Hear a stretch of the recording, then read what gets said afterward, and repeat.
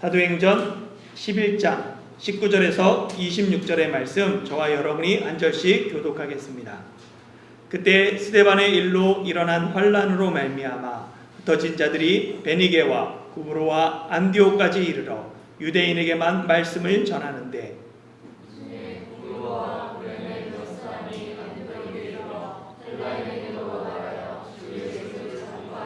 주의 손이 그들과 함께 하심에 수많은 사람들이 믿고 주께 돌아오더라.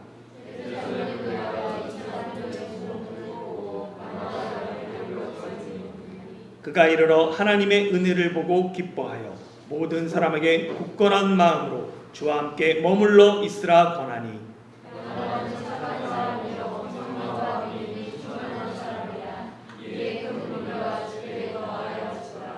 바나바가 사울을 찾으러 다소에 가서 만남에 안디옥에 데리고 와서 둘이 교회에 1년간 모여 있어 큰 무리를 가르쳤고 제자들이 안디옥에서 비로소 그리스도인이라 일컬음을 받게 되었더라.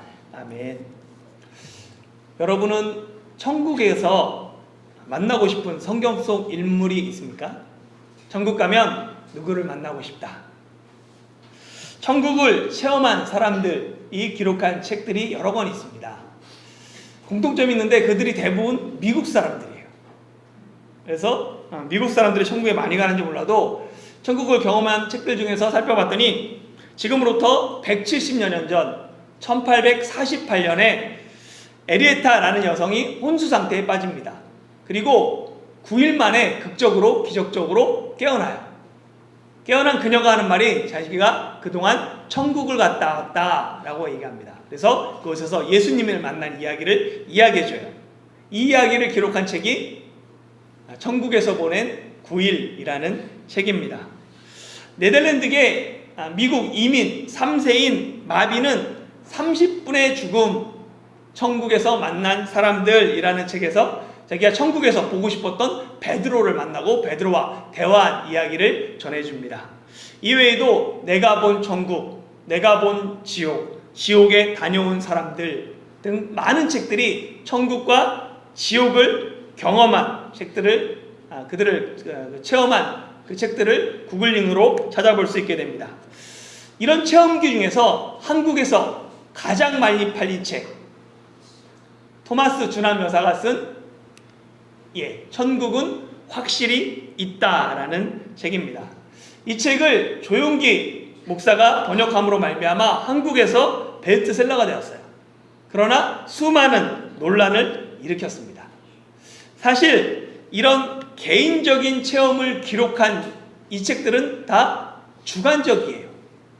객관적이지 못합니다. 객관성을 보장하지 못해요. 그래서 문제가 되죠.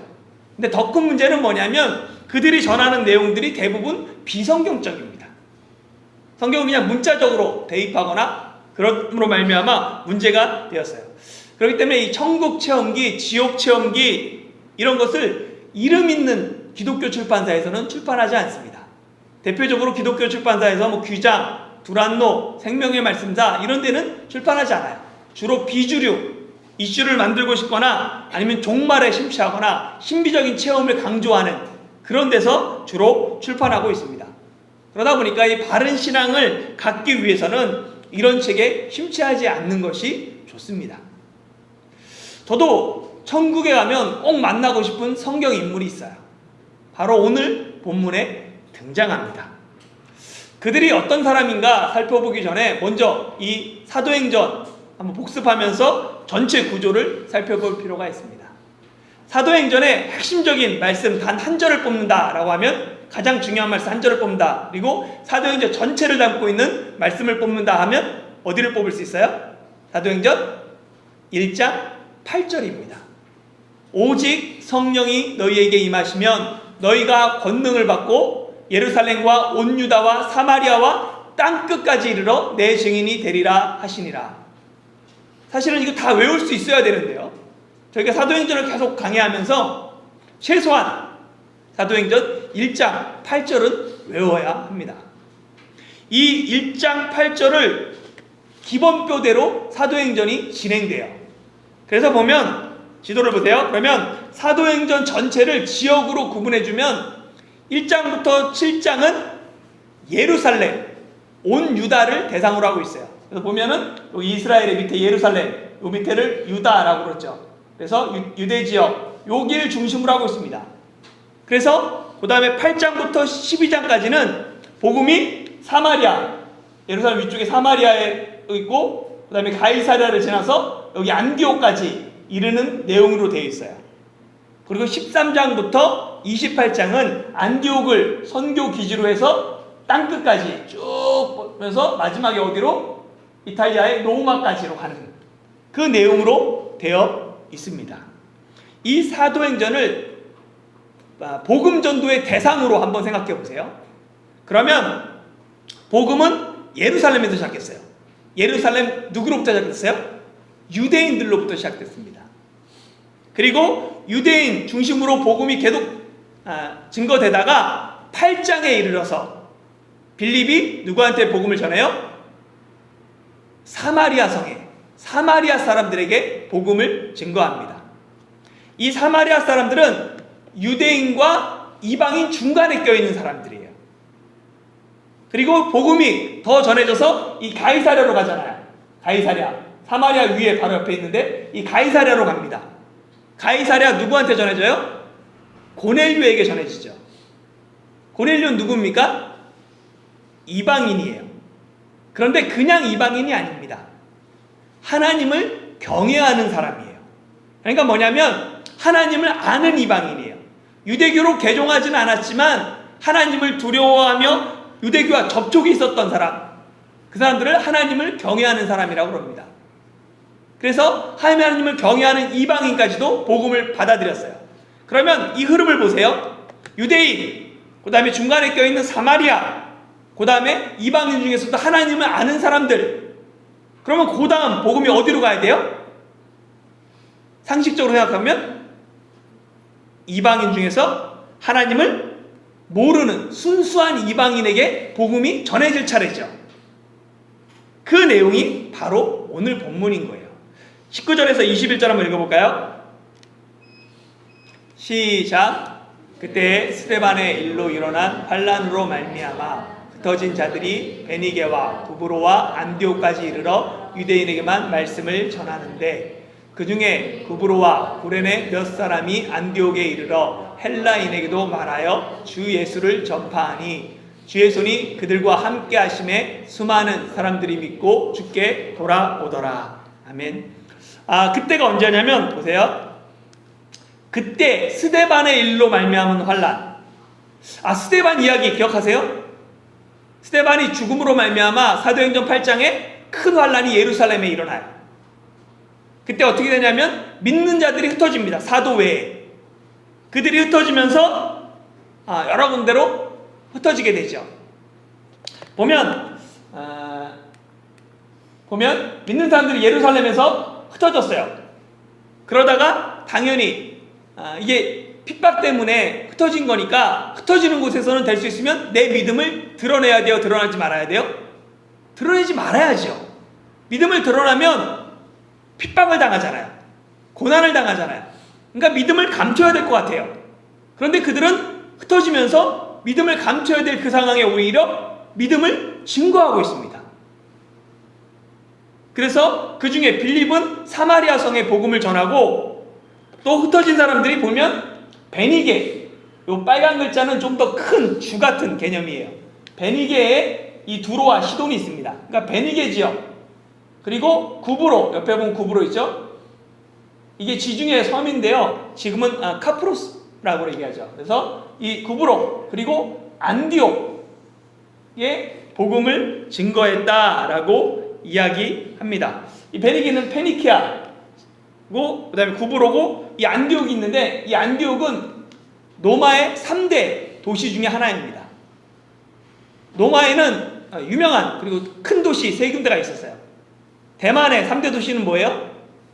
타이베이, 가오슝, 타이중. 이 3대 도시잖아요. 동일하게 로마 제국의 3대 도시가 있는데 제일 처음에 어디예요? 당연히 로마죠. 로마. 두 번째가 어디냐면 알렉산드리아. 원래는 여기 이집트의 요 정도에 있습니다. 알렉산드리아. 세 번째가 안디옥이에요. 그래서 보면 이 도시들은 50만 이상에서 100만 명이 거주하고 있습니다. 안디옥에도 요세푸스의 기록을 보면 50만에 거주하고 그 중에 유대인이 5만이었다라고 얘기할 정도로 많은 사람들이 거주한 도시예요. 근데 로마 제국에는 안디옥이라는 도시 이름을 가진 그 도시가 16개, 그리고 알렉산드리아라는 도시 이름을 70여 개가 있습니다. 왜냐하면 알렉산드리아, 좀 누구랑 비슷하잖아요? 알렉산더가 정복하면서 정복한 도시 이름들을 알렉산드리아라고 지은 거예요. 수많은 알렉산드리아가 있는데 그 중에 어디에 알렉산드리아라고 말하지 않고 그냥 알렉산드리아라고 하는 데는 대표적인 이 이집트의 알렉산드리아인 거예요. 마찬가지로 이 안디옥도 그 알렉산더가 33살에 죽잖아요. 그리고 부하 4명이 이 영토를 나눠서 다스립니다. 그 중에 셀류쿠스라는 부하가 있었어요. 그 사람이 왕조를 만들어서 셀류쿠스 왕조를 만듭니다. 거기 지역이 이 수리아 지역과 이 뒤쪽으로 쭉 넓게 돼 있어요. 셀류쿠스 왕조가. 그런데 이 셀류쿠스의 아버지 이름이 안티오쿠스예요. 그래서 아버지 이름을 따서 도시를 지은 게 안디옥인 겁니다. 그래서 많은 안디옥이 있는데 그냥 안디옥이라고 그러면 수리아 안디옥 대표적인 도시가 바로 지금 오늘날의 터키의 안티키아입니다. 흩어진 사람들이 베니게로 가서 아까 여기가 예루살렘 시작해서 여기 어디죠? 그러니까 그 사마리아를 지나서 가이사랴로 복음을 전했어요. 더 위로 가는 거죠. 근데 베니게 지역, 두로와 시돈 지역에 복음을 전하고 구보로에도 복음을 전하고 안디옥까지 복음을 전했어요. 그렇죠? 성경의 기록을 보면. 그러면 이들이 다니면서 누구에게 복음을 전했을까요? 당연히 유대인들에게 복음을 전했습니다. 그런데 오늘 본문에 보니까 구브로와 구레네, 구브로는 여기 있죠? 구브로는 구레네는 어디 있냐면 여기 보면 이집트 옆에 보면 리비아 이쪽에 있습니다. 그래서 구레네 시몬, 아프리카 사람이잖아요. 구레네 아프리카 이 대륙에 있습니다. 그래서 여기 있는 몇 사람이 여기 출신의 몇 사람이 안디옥에 이르러 헬라인에게도 주 예수를 전파했다라고 기록하고 있어요. 이 구브로와 구레네 사람은 헬라어를 사용하는 헬라파 유대인들이에요. 그들은 안디옥에 갔더니 안디옥은 헬라 문화의 중심지잖아요. 3대 도시니까. 그래서 헬라 문화와 헬라 언어를 사용하는 헬라인들에게 복음을 전하게 됩니다. 이 복음 전파로 말미암아 수많은 사람이 주께 돌아왔다라고 이야기를 하고 있어요. 복음을 전파할 때 어떤 일이 벌어지냐면 주의 손이 함께 하셨다라고 얘기를 해요. 주의 손은 주님의 능력을 말합니다. 언제 주님의 능력이 나타나요? 복음을 전파할 때 나타나는 거예요. 성령이 너에게 임하시면 권능을 받아요. 그 권능을 받으면 뭘 해야 돼요? 예수를 증언하는 내 증인이 되는 거예요. 권능을 받은 사람들이. 그러면 내가 받은 권능이 언제 나타나요? 예수님을 전파할 때, 예수님을 증언할 때, 내가 예수님의 증인으로 살 때 성령의 권능이 내 삶 가운데 나타나는 것입니다. 내가 예수님을 증언할 때 주님의 손이 함께 하세요. 내가 예수님의 복음을 전할 때 주님의 능력이 나타납니다. 그들이 예수님을 전했더니 주의 능력이 나타났어요. 제가 천국 가서 만나고 싶은 사람은 바로 여기에 등장하는 이 구브로와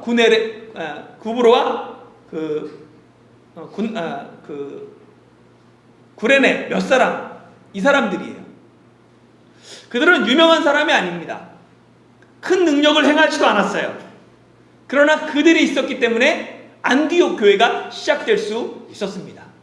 그리고 안디옥 교회에서 바나바와 사울을 선교사로 파송함으로 말미암아 전 세계 땅끝까지 복음이 전해지게 되는 거예요. 그런데 이 안디옥 교회를 세운 사람은 유명한 사람이 아니에요. 이름조차 알려지지 않은 사람들입니다.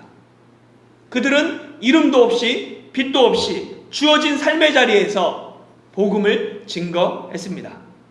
저는 그들이 천국에 가면 어떤 사람인지 가장 궁금합니다. 우리 인생에서 한 글자만 바꿔도 하나님의 역사가 일어납니다. 뭐냐면 흩어진 사람들이 유대인에게만 말씀을 전했는데 그 중에 몇 사람이 헬라인에게도 복음을 증거했어요. 이 만을 도로 바꿀 때 하나님의 역사가 일어납니다. 잘 생각해 보세요. 우리는 나만, 우리만 이런 생각을 갖고 있어요. 이거를 당신도 너희들도 그들로 바꾸는 때 성숙한 사람이 되는 거예요. 그리스도의 성숙이 여기에 달려 있습니다. 그런데 한 글자 바꾸는 게 쉽지 않아요. 어린아이의 특징이 있죠. 어린아이는 다른 사람에 대해서 생각하지 않아요. 자기밖에 모르기 때문에 어린아이라고 불리죠. 이 어린아이의 특성을 성인이 돼서도 여전히 갖고 있는 사람을 우리는 성인아이, 어덜트 칠드런이라고 얘기하죠. 사실 이거는 의학용어였어요. 그래서 의학용어로 AC라고 하는데 그 알코올 중독 부모 밑에서 자라다가 성인이 된 사람을 이 어덜트 칠드런이라고 얘기했던 거예요. 그러다가 나중에 이제 일반적으로 성인이 돼서도 어린아이의 상태를 벗어나지 못하는 어른을 일컫는 용어가 되었습니다. 성인인데도 자기밖에 모르는 거예요.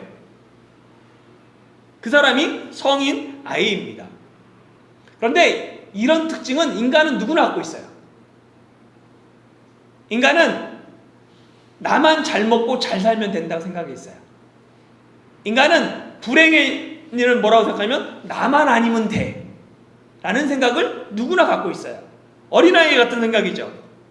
그러나 성경은 장성한 사람은 어린아이의 일을 버려야 한다라고 얘기합니다. 성숙한 사람은 나만 생각하지 않아요. 다른 사람을 생각하는 사람이 성숙한 사람입니다. 우리가 성숙한 사람이 되기 위해서는 나를 벗어버리고 나를 아니면 좀 더 확장시켜야 돼요. 나 안에 당신도 그들도 함께 들어오는 나를 만들어야 되는 거죠. 나를 확장시키는 가장 기본적인 훈련이 기도입니다.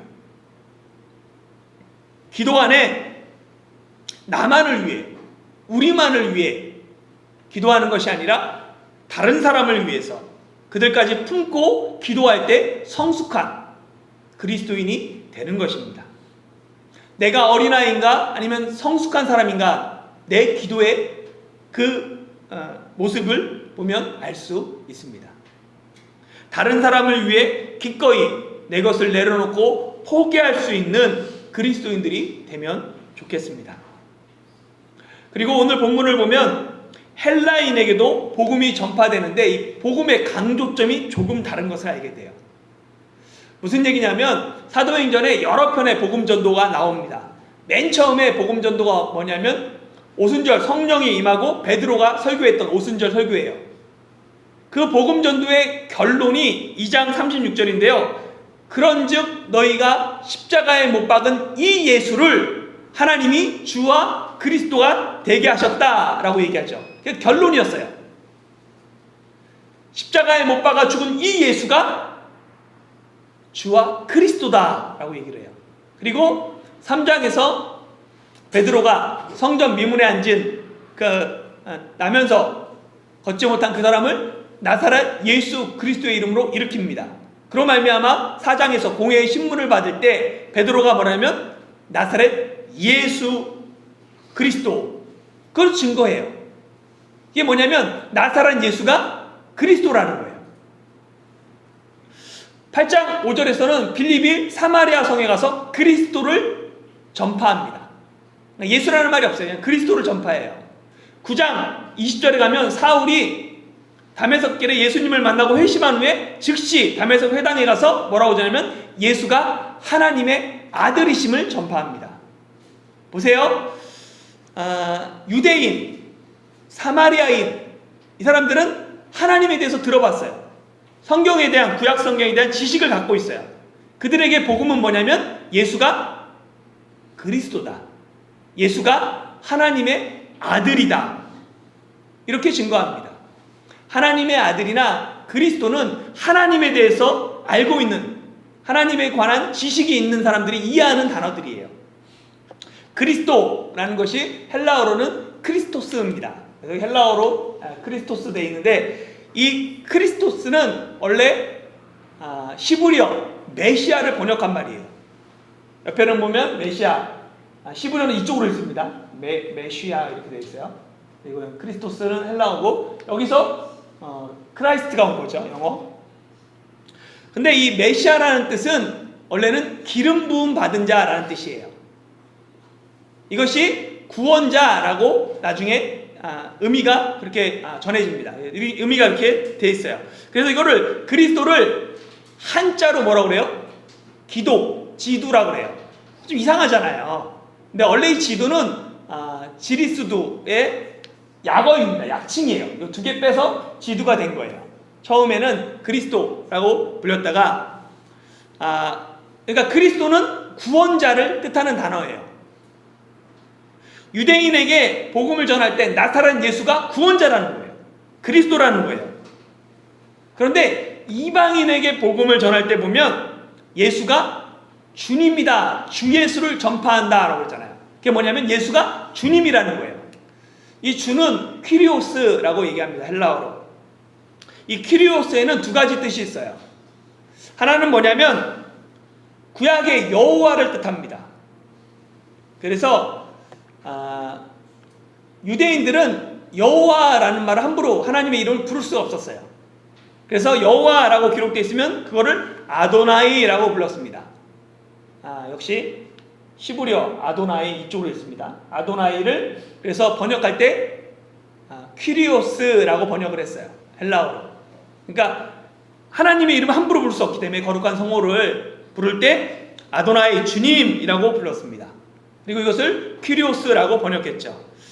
그래서 유대인에게 퀴리오스는 뭐냐면 구약의 여호와 하나님이에요. 그런데 유대인 중에 그리스도인이 있죠. 그들에게 퀴리오스는 누구냐면 하나님뿐만 아니라 예수님을 퀴리오스라고 불렀습니다.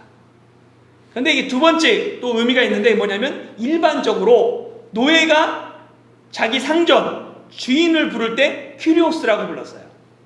그래서 보면 힘과 권세가 가진 사람, 나보다 힘과 권세가 있는 사람한테 퀴리오스라고 부릅니다. 아내가 남편한테 퀴리오스라고 부르고 신하가 왕에게 퀴리오스라고 부르고 이게 나중에는 뭐가 되냐면 황제를 뜻하는 단어가 주님, 퀴리오스가 되기도 합니다. 유대인에게는 예수가 그리스도다, 구원자다라는 것이 복음이에요. 유대인들은 가난하고 고통 가운데 있습니다. 그들 가운데 예수가 너희를 구원할 것이다. 그 예수가 너희의 구원자다. 이게 복음이었던 거예요. 그러나 이방인들은 물질적인 풍요 가운데 있습니다. 그들에게 복음은 뭐냐면 내 삶의 주인이 누구냐는 거예요. 내 삶의 주인이 예수님이다. 그것이 그들에게 전해진 복음의 핵심입니다. 이 세상의 모든 삶의 주인, 만물의 주인이 예수님이다 라는 것이 그들에게 전했던 복음인 것이죠. 본문은 퀴리오스를 강조합니다. 그래서 보면 헬라인에게도 주 예수를 전파하니 주의 손이, 퀴리오스의 손이 그들과 함께 하시며 수많은 사람이 믿고 그들이 퀴리오스께 돌아왔다 이렇게 얘기하는 거죠. 예수님만이 우리의 구원자가 되시며 주님이 되십니다. 이게 상황 따라 다른 거예요.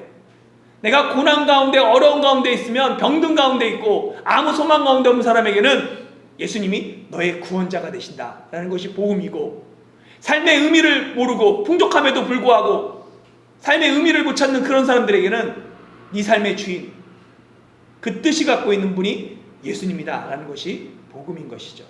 여러분에게 예수님은 어떤 분이십니까? 예루살렘 교회가 안디옥에 그 헬라인들이 복음을 받아들였다라는 소식을 듣게 되었어요. 그래서 안디옥 교회가 바나바를 파송합니다. 예전 한번 생각해 보세요. 안디옥 교회가 사마리아 사람들이 복음을 받아들였다 했을 때 누구를 파송했어요?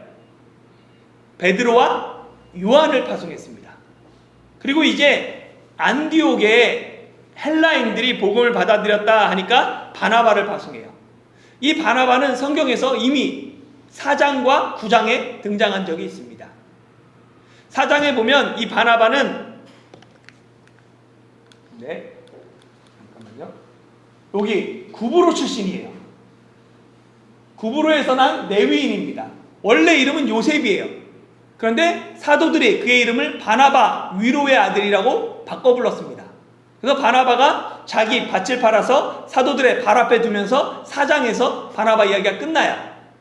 그 바나바가 밭을 팔아서 사도들에게 그걸 준 것을 보고 나도 따라했던 사람이 누구예요? 5장에 아나니아와 삽비라죠. 그런 말미암아 화를 당해요. 그리고 9장에서 다시 바나바가 등장합니다. 사울이 회심한 후 예루살렘에서 제자들과 교제하기 원해요. 근데 사람들이 사울을 믿을 수가 없는 거예요. 그러니까 아무도 그와 관계하지 않으려고 합니다. 그때 누가 나타나요? 바나바가 나타나서 이 사울을 사도들에게 소개시킵니다. 그때 바나바가 등장해요. 8장에서 그 사마리아 땅에 베드로와 요한을 파송한 것처럼 이제 11장에서 안디옥에 바나바를 파송해요. 그만큼 바나바가 사도들만큼 인정받았고 많은 시간을 통하여서 예루살렘 교회의 중심 인물이 된 것을 알 수 있습니다. 그만큼 바나바가 성장한 거죠. 안디옥에 도착한 바나바가 보니까 헬라인에게 임한 하나님의 은혜를 보고 기뻐했어요. 하나님의 은혜가 뭔지 아십니까? 그들에게 임했던 하나님의 은혜가 뭘까요? 바나바가 봤던, 그 사람들에게서 봤던 그 은혜가 무엇인가 한번 생각해 보세요. 하나님의 은혜가 뭐냐면 구원받을 수 없는 사람에게 임한 하나님의 구원이에요. 도저히 구원에 받을 자격이 없는데 그 사람들에게 임한 하나님의 구원이 하나님의 은혜인 거죠. 그것을 보고 바나바가 기뻐했어요.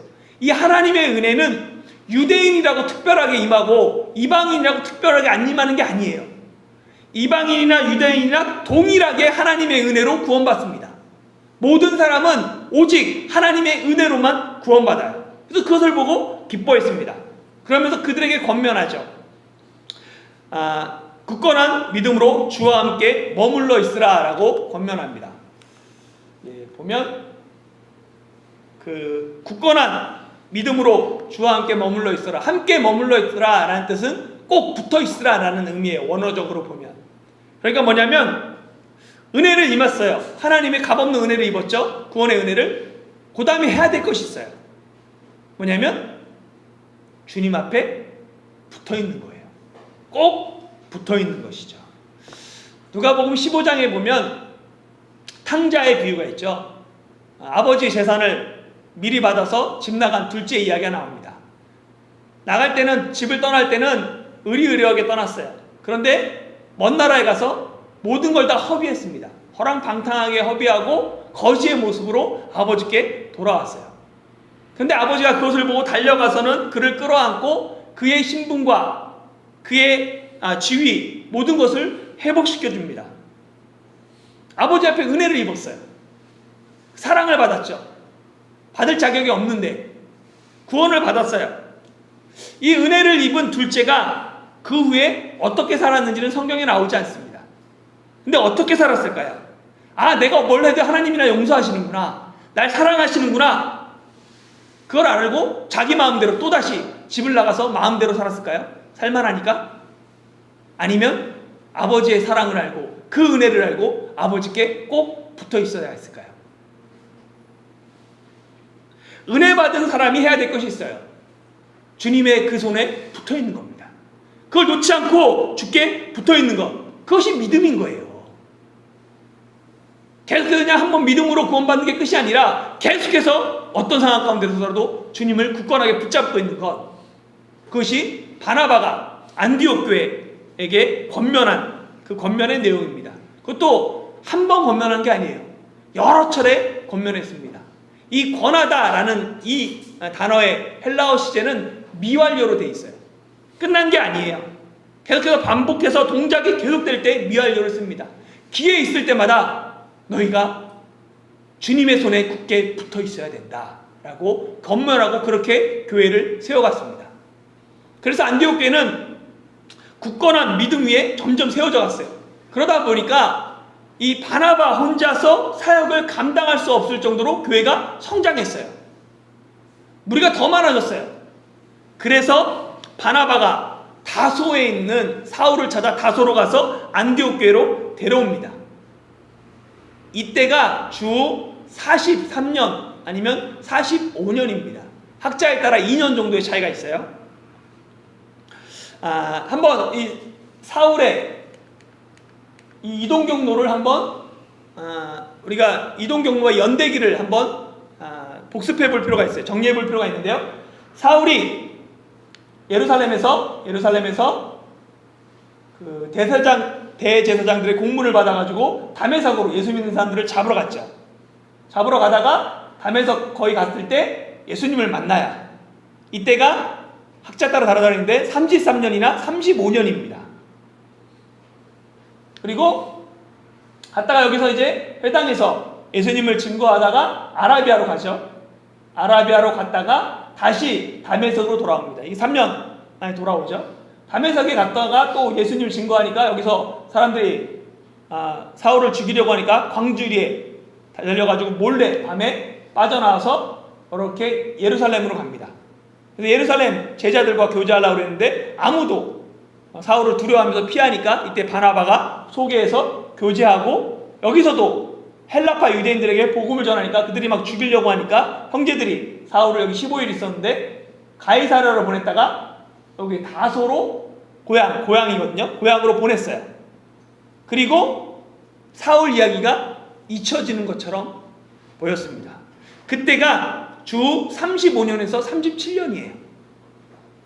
그러면 사울의 이야기가 만 8년 만에 다시 등장하는 거예요.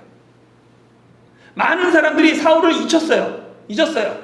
근데 바나바는 8년이 지났는데도 사울을 잊지 않고 기억하고 있습니다. 그래서 다소에 가서 사울을 찾고 그를 데려온 거예요.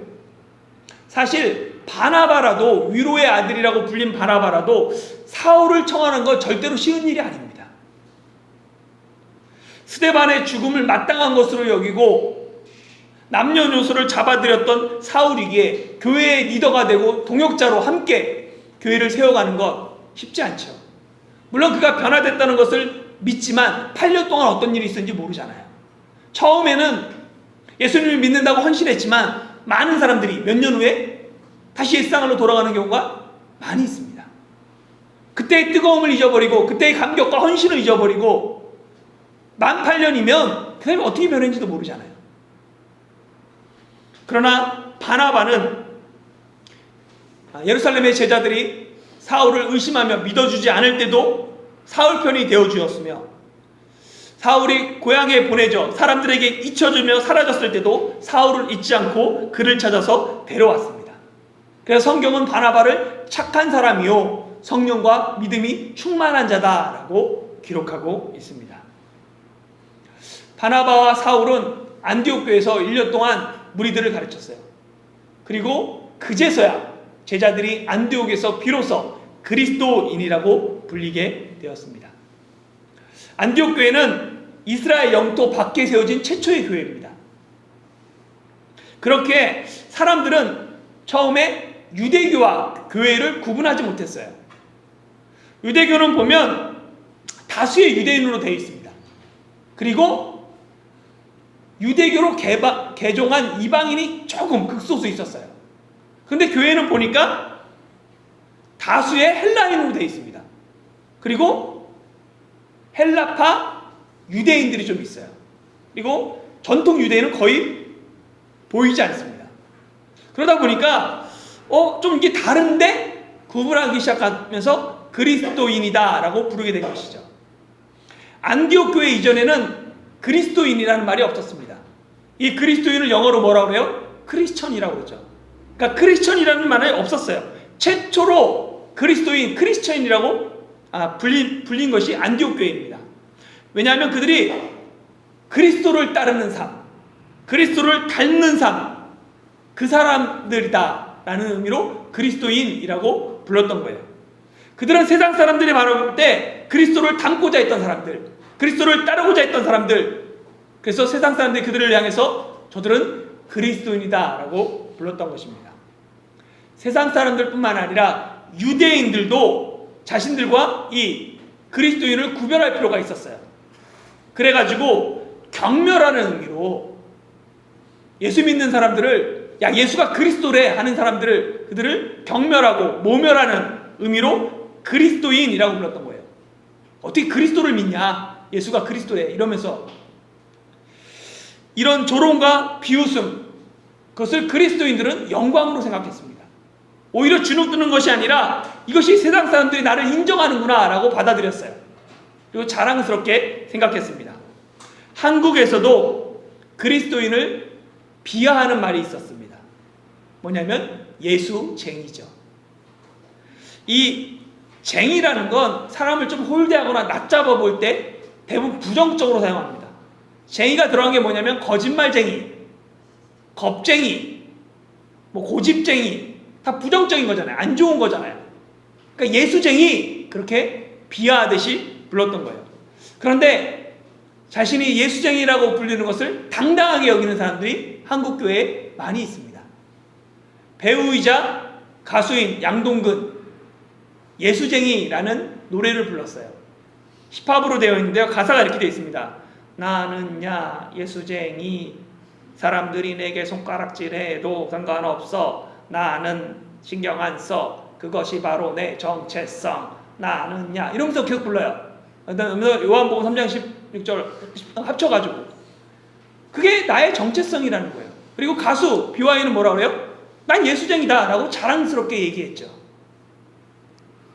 안디옥 교회가 사람들로부터 그리스도인이라고 조롱받았지만 오히려 영광스럽게 생각했던 것처럼 한국 교회 안에도 오늘날에도 예수장이라고 불리는 것을 자랑스럽게 생각하는 사람들이 변함없이 지금도 존재하고 있습니다. 사랑하는 성도 여러분, 그러면 우리는 어떻습니까? 내 삶 속에 예수 그리스도를 담고자 합니까? 내 삶 속에 예수님을 따르고자 합니까? 내 대화 속에 언어 속에 예수 그리스도가 드러납니까? 내 모습 속에 예수님을 닮으려고 하면 세상은 우리를 향해서 예수쟁이, 그리스도인이라고 부릅니다. 그러나 우리 삶 가운데 예수님을 닮고자 하는 것이 없기 때문에 세상은 우리를 향해서 예수쟁이라고 손가락질하지 않습니다. 우리의 삶에서 한 글자만 바꿔봅시다. 나만을 그들도 품고 바꿈으로 말미암아 내 자신을 사랑하고 같이 내 이웃을 사랑하는 진정한 그리스도인 예수쟁이들로 불리는 저와 여러분이 되시기를 예수님의 이름으로 축원합니다.